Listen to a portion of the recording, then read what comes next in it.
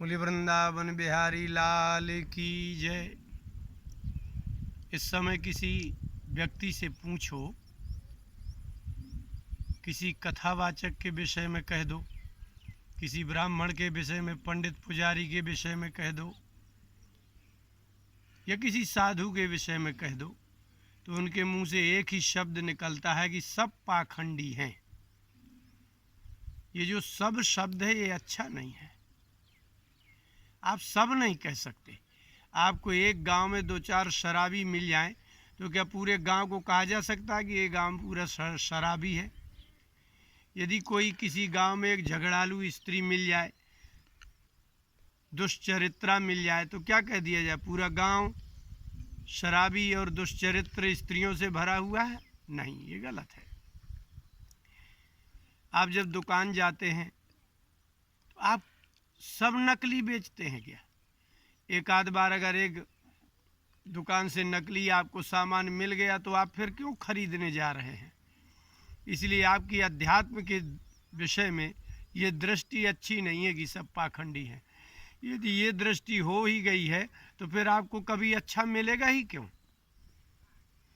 हीरा जो होता है वो भी एक पत्थर ही है, लेकिन वह आपको ऐसे थोड़ी पड़ा मिल जाएगा। आप मकान बनवाते हैं तो किसी धूल के कणों से ही बनता है, पत्थरों से बनता है। तो संसार में सभी वस्तुएं, सभी व्यक्ति एक जैसे नहीं हो सकते। सबके गुण अलग हैं, सबके दुर्गुण अलग हैं, सबका स्वभाव अलग है, सबका प्रकृति अलग है। लेकिन ये धारणा जिनकी हो गई है कि सभी साधु पाखंडी है, सभी ब्राह्मण पाखंडी है, उस आदमी को कभी जीवन में अच्छा आदमी नहीं मिल सकता, क्योंकि उसको आदत ही पड़ गई है बुरा बोलने की। आदमी को देखा नहीं कि आपने उसको पाखंडी कह दिया। ऐसा नहीं है। आपको यदि सच्चे व्यक्ति मिलेंगे तो आपको ज्ञान चाहिए। जैसे आप देखते हैं कि ये वस्तु अच्छी नहीं है, ये वस्तु अच्छी है, तो आपको इसका ज्ञान तो होना चाहिए कि क्या अच्छा है क्या बुरा है। क्या आंख बंद करके सबको बुरा कैसे कह सकते हैं आप? और यदि ऐसा है तो आप अपनी पत्नी को कब से झेल रहे हो, उसको बुरा कभी नहीं कहते, उसका त्याग क्यों नहीं कर देते? आपका पुत्र बुरा है तो आप कहो ना कि जो भी पैदा होता है वो सब बुरा ही पैदा होता है। तो आप अपने पुत्र का, आपके रिश्तेदार भी बुरे हैं उनका भी त्याग कर दो। यदि आपके मित्र बुरे हैं उनका भी त्याग कर दो। तो व्यवहार में तो आप बुरे को भी झेल रहे हो, बुरे को भी ढो रहे हो, बुरे की भी सुन रहे हो 1000 बार, एक बार नहीं 1000 बार। तब आपको ऐसा क्यों नहीं लगता कि सारे रिश्तेदार खराब हैं, सारे लोग खराब हैं, सभी स्त्रियां पुरुष खराब हैं? छोड़ करके क्यों नहीं चले जाते? आपको मालूम है हमारा बहनोई अच्छा नहीं है, मामा अच्छा नहीं है, चाचा अच्छा नहीं है, फिर भी आप उनको उनका संग्रह करते हैं, उनको बुलाते हैं, चलाते हैं, व्यवहार करते हैं, बोलते हैं। ऐसी स्थिति में आप परिवार ही छोड़ दो। और नहीं तो फिर आप बताओ आपके परिवार में कौन अच्छा संत है, कोई श्रेष्ठ पुरुष है आपके परिवार में? बता दो आप। इसके बाद भी आप अपने परिवार को देख रहे हैं, व्यवहार भी निर्वाह कर रहे हैं। तो इसका तात्पर्य ये निकला कि आप बुरे को देखते देखते आपकी अच्छी दृष्टि समाप्त हो गई है। भगवान ने 11वें स्कंध में भागवत के उद्धव को कहा, गुण दोष दृशिर दोषा गुणस्तु भय वर्जिता। सबसे बड़ा गुण तो ये है कि आपको गुण गुण दिखाई देना चाहिए, दोष दोष दिखाई देना चाहिए। और इससे भी उच्च कोटि की दृष्टि ये है कि आपको दुर्गुण में भी गुण दिखाई देना चाहिए। आपको सीख लेना चाहिए कि कैसे करना चाहिए, कैसे पहचान करेंगे कि ये बुरा है ये अच्छा है। तो ये क्यों नहीं सीख लेते? आप आंख बंद करके क्यों कह रहे हैं? बालकांड में जब बताया गया है, संतों के लक्षण बताए हैं, तो आप उनको पढ़ लो और जान लो। एक किसान भी जाता है तो बैलों को बाजार में देखता है, घोड़े वाला घोड़ों को देखता है, कौन घोड़ा अच्छे गुणों का है, कौन बैल अच्छे गुणों का है। तो जब सब लोग, आप गुण और दुर्गुण का ज्ञान क्यों नहीं कर लेते? सत्य असत्य का ज्ञान क्यों नहीं कर लेते? तो जो अच्छा है उसको ले लो, जो बुरा है उसको त्याग दो। तुलसीदास जी ने कहा पाखंडी कैसे पहचाने जाएं, बताइए? उन्होंने कहा, लखि सुवेश जग बंचक जेऊ। बालकांड के 8वें दोहे की 5वीं 6वीं चौपाई है ये। लख सुवेश जग बंचक जेऊ, वेश प्रभाव पूजियत तेऊ। आप बहुत जल्दी सुवेश को देख करके, सुंदर वस्त्र देखे आपने, चमकते हुए वस्त्र साधुओं के देखे, ब्राह्मणों के देखे, आप गए बस साष्टांग दंडवत हो गए। तुलसीदास जी कहते हैं कि सुवेश देख करके जो व्यक्ति श्रेष्ठता का अनुभव करता है, श्रद्धा करता है, उसको आगे जाकर के धोखा निश्चित मिलना है, क्योंकि वो जग बंचक जेऊ, वो लोग जग बंचक हैं। बंचक माने जानते हैं, ठगने वाला। चमकती हुई वस्तु को आपको कीमती से कीमती कह करके दे देता है, घर आके पता चला कि वो वस्तु चली भी नहीं और खराब ही निकल गई। तो जिन व्यक्तियों के आपको वेश तो बहुत अच्छे दिख रहे हों, लेकिन आप उसकी जग बंचक है, वो जग को धोखा दे रहे हैं। उन लोगों ने वेश धारण किया है साधु का, ब्राह्मण का वेश धारण किया है, ज्ञान है नहीं। अब वेश प्रभाव पूजियत तेऊ, ये वेश धर्म कितना विलक्षण है कि सारे अधर्म को पचा लेता है वो। ये धर्म में शक्ति है कि अधर्म को पचाता है, ये सत्य में शक्ति है कि असत्य को पचाता है। लेकिन असत्य और अधर्म में शक्ति नहीं है। अधर्म में कहाँ शक्ति है कि वो धर्म को पचा ले। जैसे ही धर्म की बात करते हैं, विभीषण करते हैं, रावण के नाना करते हैं, मंदोदरी करते हैं, तो क्रोधित हो जाता है। अधर्म तो धर्म की बात सुनते ही क्रोध पैदा करता है, तो उसका प्राकट्य हो जाता है। इसलिए आपको ही ज्ञान नहीं है, क्योंकि ये सृष्टि दो तरह की बनी है। एक दैवी गुण वाले हैं, एक आसुरी गुण वाले हैं। एक क्रूर हैं, एक दयावान है। एक युद्ध करने को तैयार है, एक क्षमावान है। एक हिंसा करने को तैयार है, एक अहिंसक है। तो आपको दो तरह के गुण मिल रहे हैं ना संसार में, तो आप हिंसक और अहिंसक में अंतर करना नहीं जानते हैं, तो ये तो आपका दोष है। यदि आप ठग जाते हैं तो क्या है उसकी पाखंडी की पहचान, कि वो उसका जो वेशभूषा होता है वह आकर्षक होता है। शरीर चमक रहा होगा, बड़ी साज सज्जा पूरे शरीर में होगी। जाने कितने, कई लोग तो ऐसे साधु हैं जो इतने माला पहने हुए हैं कि उनका 1 किलो का, 1.5 किलो का, 2 किलो का वजन ही है। कोई किसी ने भारी सोना चांदी पहन रखा है, ये आपको दिख नहीं रहा है कि ये साधुता के विरुद्ध है। कोई ब्राह्मण है, खूब पान खा रहे हैं, खूब गुटखा खा रहे हैं, आपके सामने ही खा रहे हैं, आपके घर में खा रहे हैं, आपको दिखता नहीं है, तो अंधे तो आप हो, उनका क्या दोष है? आप ऐसे ब्राह्मणों को बुलाते हो। अरे ऐसा थोड़ी कि सभी ब्राह्मण ऐसे होंगे, जिनको थोड़ा कुछ ज्ञान है, बोलते ज़्यादा हैं। ये जगवंचक हैं, जिनके आचरण संसार को दिखाने के लिए होते हैं, जिनका वेशभूषा संसार को दिखाने के लिए होता है। आपने देखा होगा कि दूल्हा सजते देखा होगा, कैसा सजता है। कथा के व्यासपीठ में कैसा होता है व्यक्ति, दूल्हा जैसा होता है क्या? बढ़िया सुंदर मुकुट धारण किए हुए हैं, ऐसे चमकदार कपड़े पहने हुए हैं। एक श्लोक उन्होंने 3 घंटे में भागवत का बोला नहीं है, यहाँ की वहाँ बातें कर रहे हैं। तो आप तो वेश, लख सुवेश, आपने सुवेश देख करके, अच्छा वेशभूषा देख करके उनको गुरु बना रखा है। अब उनसे आपको धोखा मिल रहा है तो आप रोते फिर रहे हो, कह रहे हो तो सब पाखंडी है। सब नहीं है। राम जी के ज़माने में भी ऐसे थे, ऐसा थोड़ी कि उनके ज़माने में ऐसे नहीं थे। इसलिए वेश प्रभाव पूजियत तेऊ, तेऊ शब्द का अर्थ होता है वो भी जानते हैं, पाखंडी भी जानते हैं कि संसार में धार्मिक वेश धारण करने का ऐसा प्रभाव है कि धार्मिक व्यक्ति जो होगा वो वेश को देख करके प्रभावित हो जाता है। ये धर्म की विशेषता हो गई। अब उदाहरण देखिए क्या देते हैं तुलसीदास जी। उघरे अंत न होय निबाहु, काल नेमी जिमी रावण राहु। उघरे अंत, ये बात पक्की समझ लेना कि इनका अंत में उघड़ना ही है, इनका तो प्रकट होना ही है। दुर्गुण और गुण, महात्मा गुण छिपा जाते हैं अपने, कहते हैं भाई हम तो कुछ नहीं जानते हैं। बड़ी सरलता से जनता को दूर करते हैं, वो साफ कह देते हैं हम इस विषय में कुछ नहीं जानते। जब महात्मा ऐसा कह देते हैं तो आप मान लेते हैं कि हाँ सही में नहीं जानते हैं। लेकिन जो पाखंडी है वो कहता है मैं तो सब कुछ जानता हूँ। कठोपनिषद में लिखा है कि जो कहते हैं मैं सब कुछ जानता हूँ, समझ लो वो कुछ नहीं जानता। जो कहता है कि मैं कुछ नहीं जानता, समझ लो वो सब कुछ जानता है। आपको पहचान नहीं है ना इस बात की, तो महात्मा चाहते ही नहीं कि हमारे पास कोई दुखियों की भीड़ हो। लेकिन ध्यान रहे, अगर धरती में सत्य छिपा है तो जब भी खोदा जाएगा सत्य ही निकलेगा। महात्मा अपने गुणों को छिपा लेते हैं, तो यदि प्रकट होगा तो क्या प्रकट होगा? गुण ही प्रकट होगा। और यदि दुर्गुणी असंत पुरुष क्या करते हैं? वो अपने दुर्गुण छिपाते हैं। तो दुर्गुण जब जब आपके भीतर दुर्गुण है, कपट है, छल है, जगवंचना है, तो जब प्रकट होगा तो क्या निकलेगा हृदय से? तो जगवंचना ही निकलेगी, धोखा ही निकलेगा, दंभ ही निकलेगा, पाखंड ही निकलेगा। तो जिन लोगों ने अपने हृदय में पाखंड, कपट, छल, दंभ को छिपा रखा है, वो जब भी प्रकट होंगे वो दंभ, पाखंड, छल, कपट ही प्रकट होगा ना।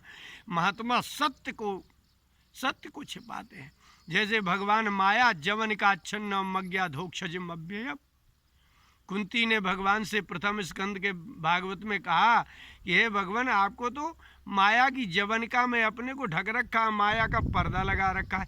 तो महात्मा और भगवान गुणों को पचा जाते हैं, जनता से दूर रहते हैं, आपको विघ्न समझते हैं अपने भक्ति का, अपने भजन का। तो महात्मा समाज के उपकार को, समाज की व्यर्थ की बात को अपना विघ्न समझते हैं। जो लोग समझ जाते हैं उनका कल्याण हो जाता है। आप तो भीड़ देख करके जा रहे हैं ना, सुवेश देख करके जाते हैं।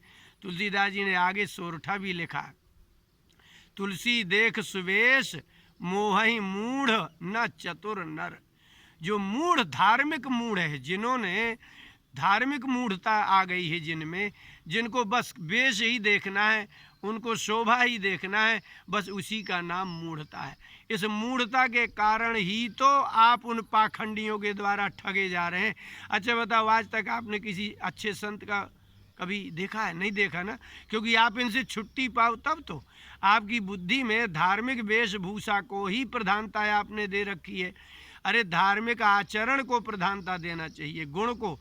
तो महात्मा जिस सत्य को छिपा के रखते हैं, सत्य पचाना, गुण पचाना, विद्या पचाना, ये बहुत बड़ा गुण है। अब वो आपसे कहते हैं कि भैया हम कुछ नहीं जानते हैं, लेकिन आप उनके पास बैठ करके देखिए, उनके साथ रह करके देखिए, उनकी दिनचर्या देखिए, उनकी विरक्ति देखिए, उनके लोभ रहित मन को देखिए, पक्षपात रहित वार्ता को देखिए।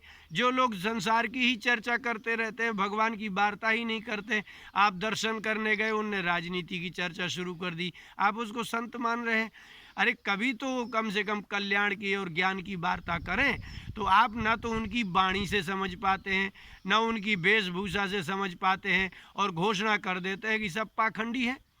ऐसा कैसे हो सकता है कि सब पाखंडी हों?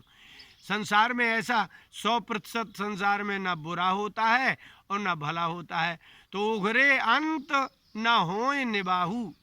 तुलसीदास जी कहते हैं कि जब भी अंत में उघड़ेगा तो सत्य उघड़ेगा तो संत की कीमत होगी, और यदि पाखंड ही है तो पाखंड उघड़ेगा तो निर्वाह होगा ही नहीं, फिर समाज उसका त्याग कर देते हैं।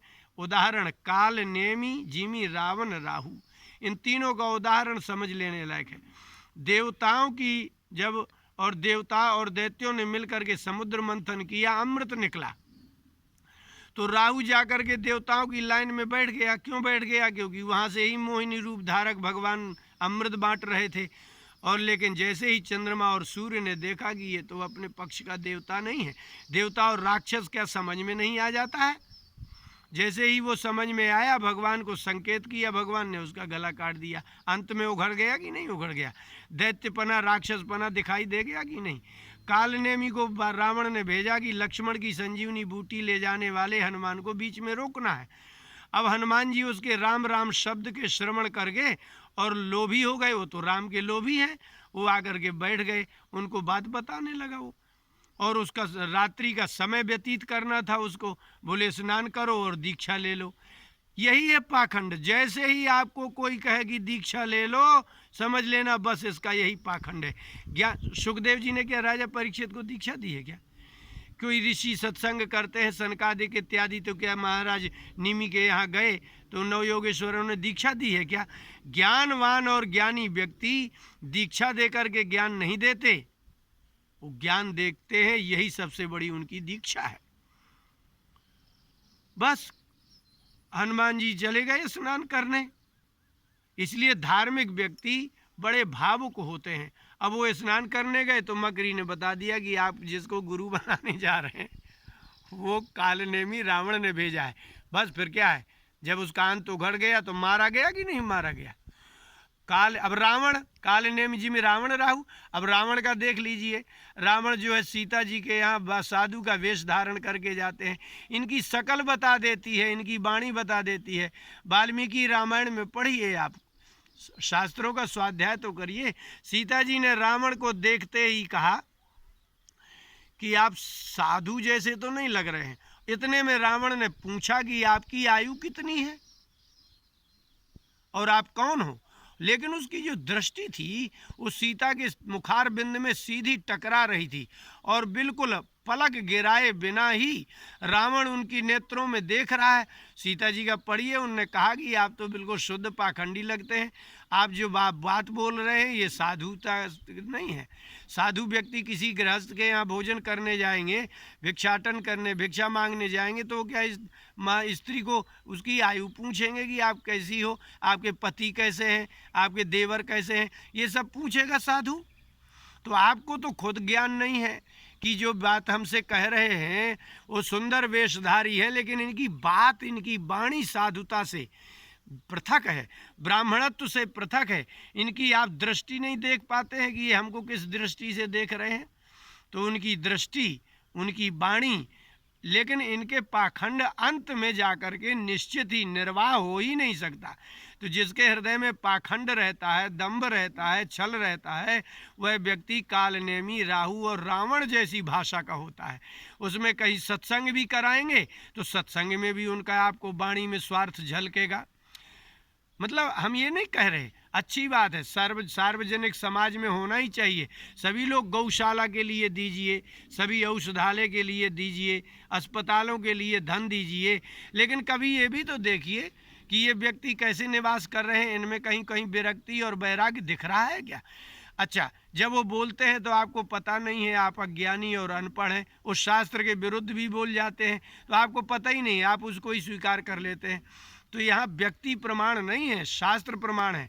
आप शास्त्रों का स्वाध्याय करिए, कथा का स्वाध्याय करिए, स्वयं पढ़िए, तो आपको अपने आप उसकी वाणी से ही पता चल जाएगा कि ये पाखंडी है। इसलिए वेश प्रभाव पूजियत तेऊ, पाखंडी जानते हैं कि धार्मिक वेश धारण करने से हमको धन भी मिलेगा, प्रतिष्ठा भी मिलेगी, क्योंकि मूढ़ लोगों की, धार्मिक मूढ़ हैं ये, जो अधार्मिक हैं वो तो उनके पास जाते तक नहीं है। जिनको धर्म से कोई लेना देना नहीं है वो नकार ही देते हैं, कहते हैं हम भाई इस चीज़ को मानते ही नहीं हैं।